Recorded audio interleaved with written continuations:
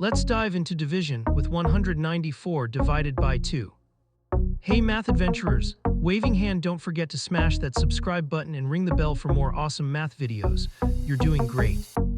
Alright, let's start our division adventure. We look at the first digit of 194, which is 1. We need to see how many times 2 fits into 1. Since 2 is bigger than 1, it fits in 0 times, so 0 is our first quotient digit. Let's check 0 times 2 is 0. We write 0 below the 1. Now we subtract. 1 minus 0 equals 1. That's our remainder for this step. Great job so far, you're doing awesome. Time to bring down the next digit to make a new number.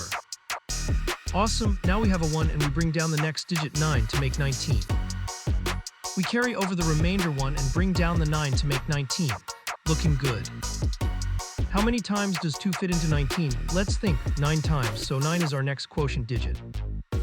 Let's multiply. 9 times 2 equals 18. We write 18 under 19. Time to subtract. 19 minus 18 equals 1. We're on a roll.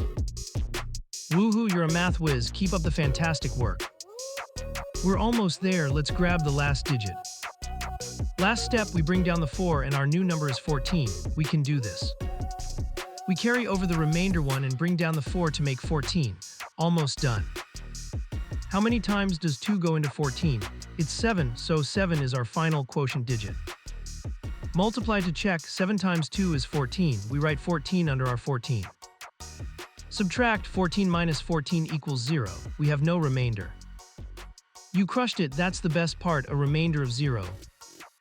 We've divided 194 by 2. You did an amazing job, superstar.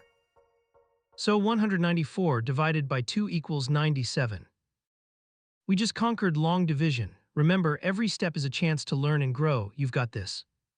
That's all for today, superstars. Keep practicing and I'll see you in the next video on Let's Stud. Bye for now, Sparkles.